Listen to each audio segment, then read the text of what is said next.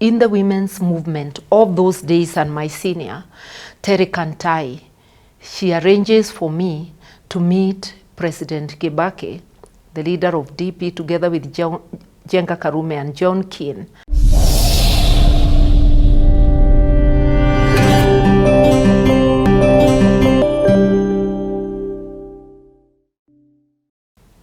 Martha, part 6, take 1. I want to start this episode by saying a big thank you to Honorable Martha Karua. And the reason why I'm saying thank you is because we stand on your shoulders. When I didn't understand the magnitude of what it is that you have done for this country, for this nation, to allow us to be where it is that we are. So thank you so much. There's some people who fight in the foreground and are known for that fight. There's some people who fight in the background and they'll never probably be known and there's a season to fight in different places. So thank you for what it is that you have done for this nation and continue to do.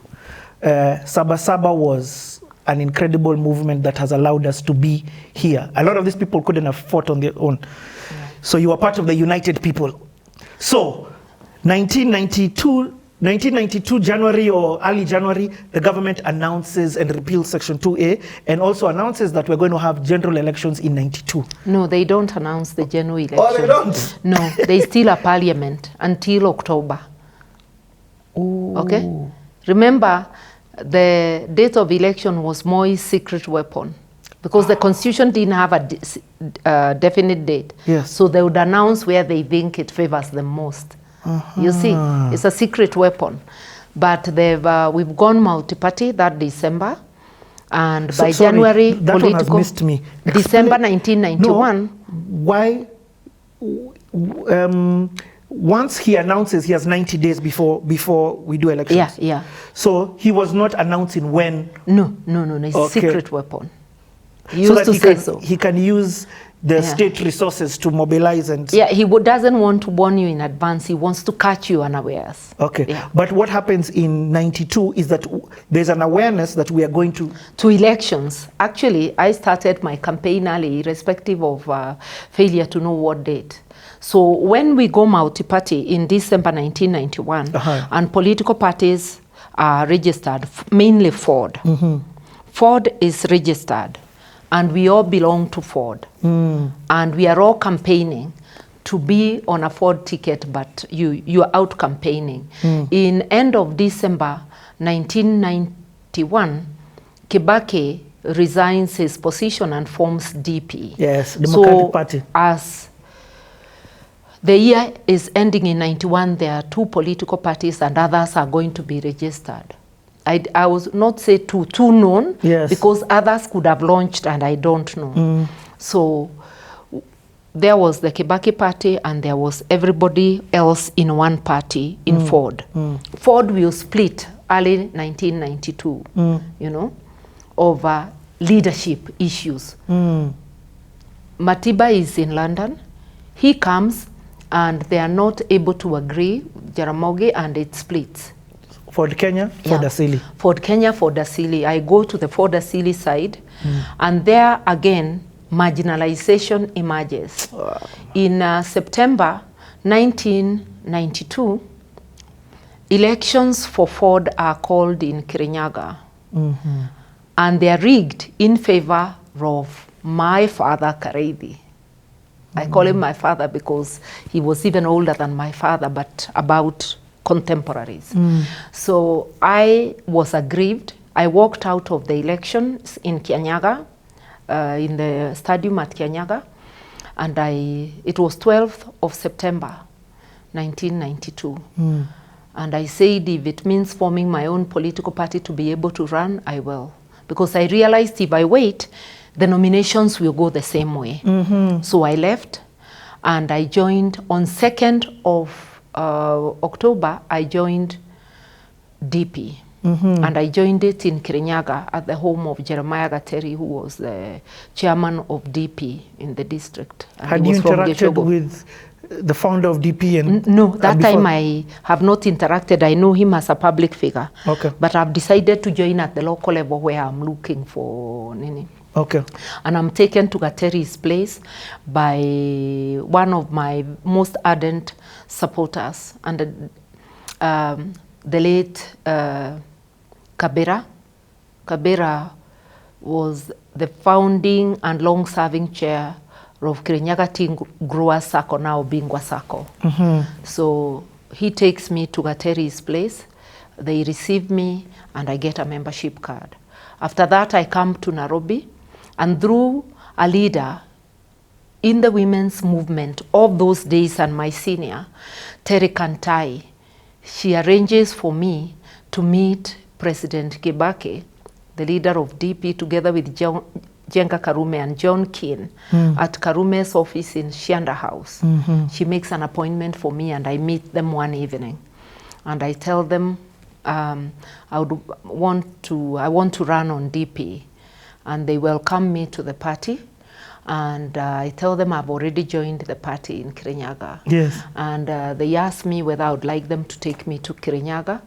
And I declined because I thought people there would see like I've come from the top. I told them I want to go to take my supporters to defect, and after I've solidified, then we'll invite them to Kirinyaga.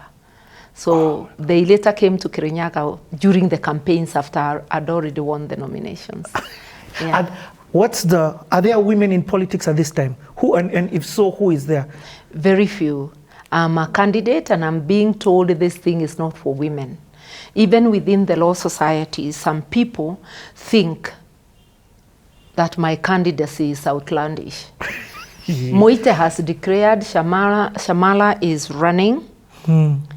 I am running, but there are some people who think, in fact, I remember one lawyer, senior lawyer who is now late, asking me on the corridor, since when did you become a politician? Yet I have been a foremost politician in the Law Society politics. Yes. I've been calling for open democratic space just like the others, but that to him is not politics. For my colleagues, the men, no such questions. So you begin to notice gender discrimination. And another lawyer, luckily, a male too, standing next to him, told him, my friend, if I were you, I would take her very seriously. So meaning there were some who could see that there is something, some leadership in me, and that I could do something, having seen what we were doing in the nation and in the Law Society. Lawyers were so supportive, especially the young lawyers. Anytime I had a harambe, I would send like 20 cards, and everybody giving me 500, I would be like a tycoon taking 10,000 to the meeting. When my seniors who were running, who were opposing me, Kareithi and Juno, would give 4,000, Kareithi would give 4,000, Juno would give 5. You know, because there was poverty, and people have contempt, or rather not too much respect for the people, because you don't have to take much. So I'm the one without money, but through support of lawyers, I'm taking. So I upped the game, and they started, especially Kareithi started matching or upping the contributions. Juno maintained the standard 500, which is okay because you must live within your means. Yes. I was also able to contribute more, not because I had money, but because I have the support of the youth of my day, mainly. There were some senior lawyers supporting me, but the youth of the day. In the constituency too, my supporters were emerging to be the youth and women. And that's how I carried the day in the end. And when I'm being told that I have no experience, I have no property, I would ask the youth what experience they had themselves, what property they had, and they living at their parents just like me. And who can understand them better, me or my father? It's me. So I got the support of the youth. And what does campaigning look like in that era? First and foremost, there's something that you've said that has triggered, that's positively triggered me, which is, and I feel like that's what's happening. You see, when they said that, why are you entering politics? I feel like politics again in 2024 is moving from politics to what it actually should be, which is leadership. To leadership. With integrity. Yeah. Yeah. So I feel like it sounds like that's who you've been your whole story, and with that system it worked. But what does campaigning look like at that time?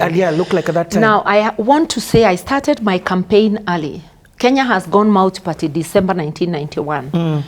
And January 1992, I announced I'm running. And I start making trips to the constituency. I'll hear of a football tournament, I'll go there. Not with any contribution, but I'll seek to speak to the people after the tournament to introduce myself and tell them I'm running. But aren't they asking you, okay, no, they were not. There was no, that culture was not there. I go to a women's group.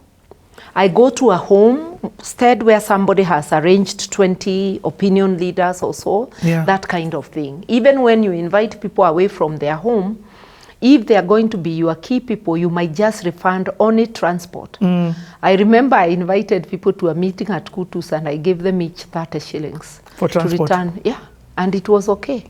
You see, my opponents are giving more, but that doesn't get them more people than me.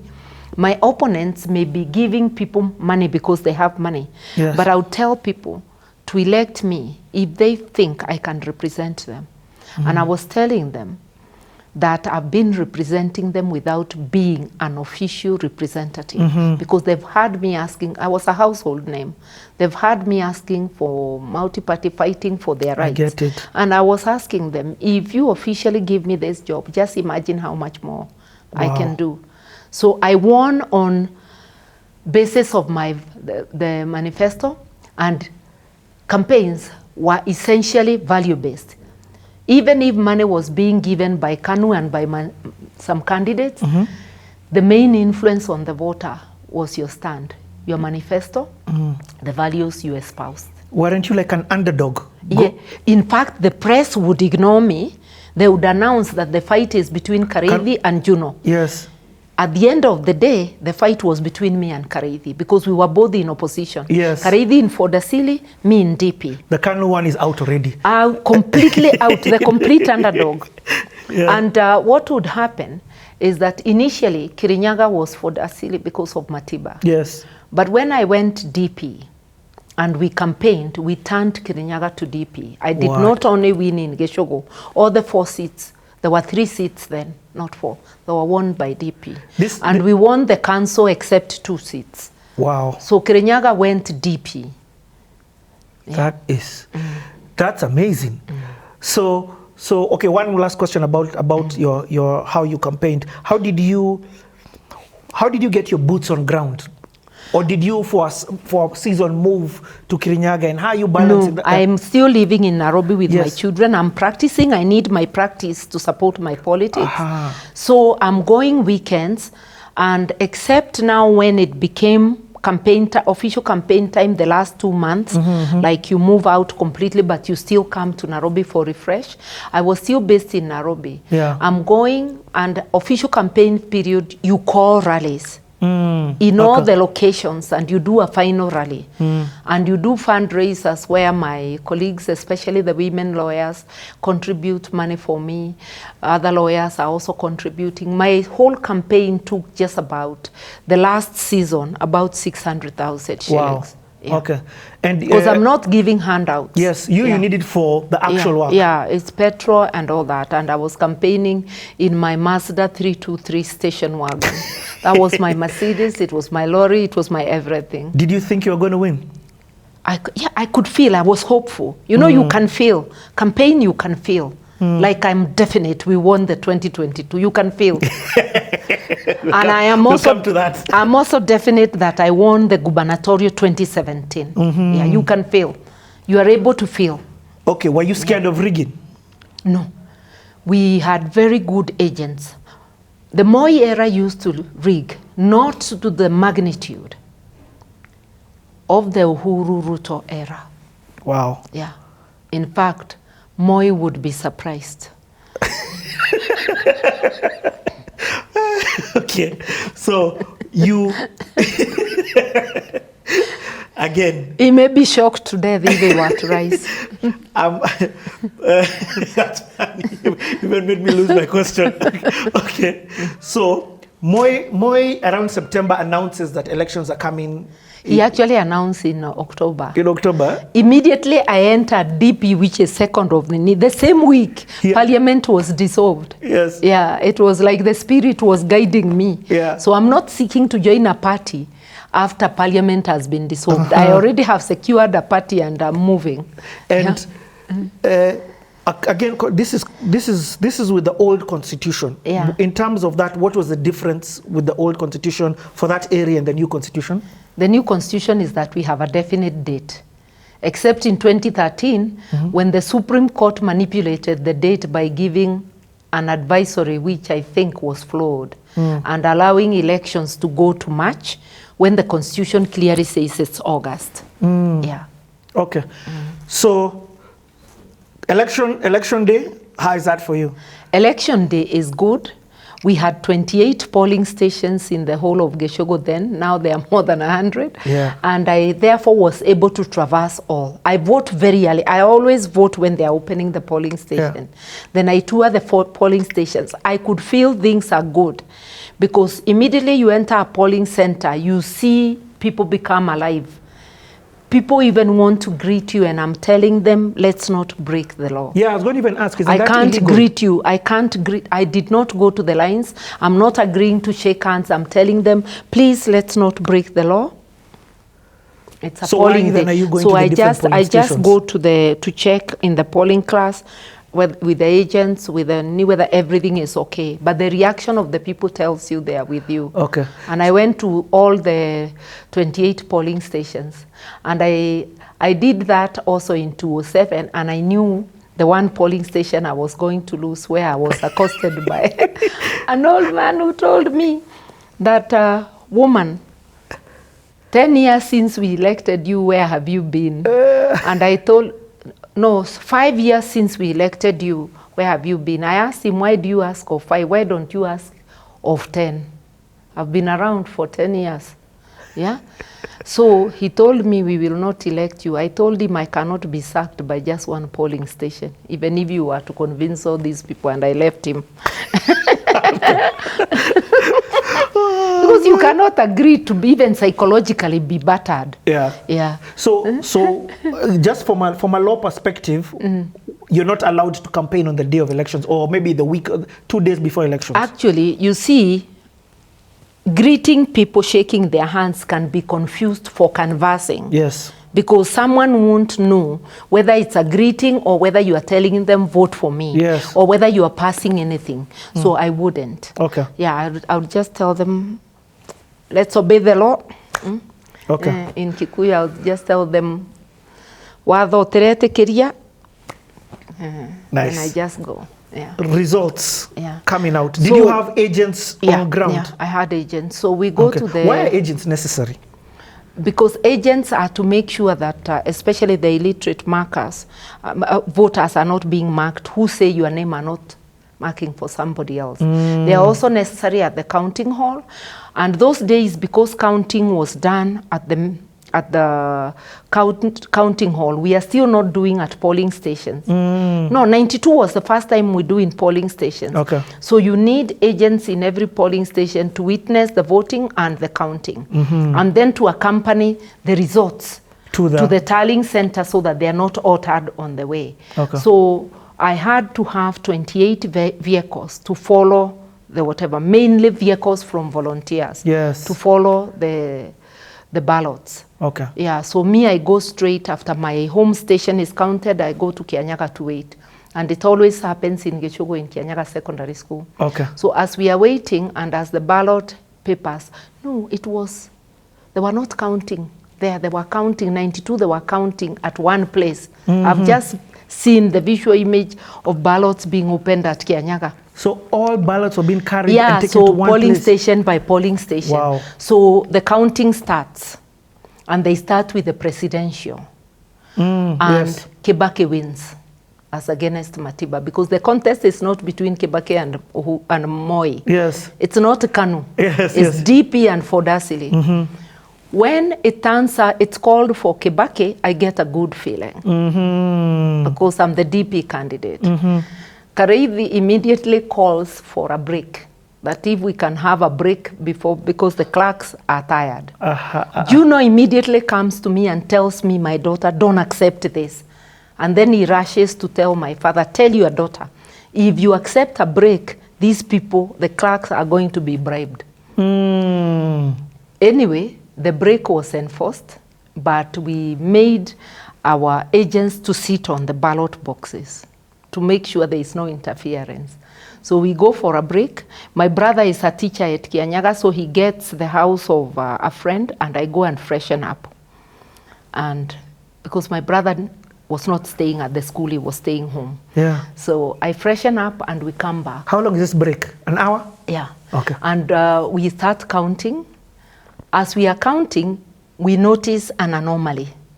They are tying, you know, they count in bundles of 50. When they are tying the bundles, they are putting 40 of my ballots, and they are putting Karidhi's 5 on top and at the bottom. Okay? So somebody noticed, and we got them to repeat. So we now became more alert. And why would they do that? It means some clerks have been compromised. Not every clerk. So we noticed and we became very vigilant. And it was counted. And the vote followed the presidential vote. Kibaki had, I think, like 23. I have 21, almost 22. And Karidhi has 13. So I win. What does victory feel like? I was so elated. I can't tell you how. I just tell you, I was in cloud 9 with my supporters. Yes. We do a lap of honor in Kianyaga, and we go home singing. And when we go home, because we are neighbors with Karidhi, a lap of honor in Gichugu sublocation. And the women are singing and going up to the home of Karidhi and saying, you will stay still to let that girl lead, because his supporters were insulting me as girl, not girl, that little girl. So mogo kiraki, mwado ni kairetu kau. It was nice. What? Anyway, it was beautiful, and I was supported by my entire reach. Yeah. The women were seeing me as their daughter. Did the losers concede? Did they accept and say, okay? No, there is nothing like concession, because the vote has spoken. They just went home. But no, did they say, well done? Or this is not a country. No, this is no, not a country of. You quickly walk away. You quickly walk away. Yeah. Yeah. As we are shouting in the hall, they have already gone home. Or they could see the gap was gap. Yeah. Oh, the gap was big. I was really very happy. And after that, I won 3 more times. Okay, before consecutively. That, which other women were there in this 92 season?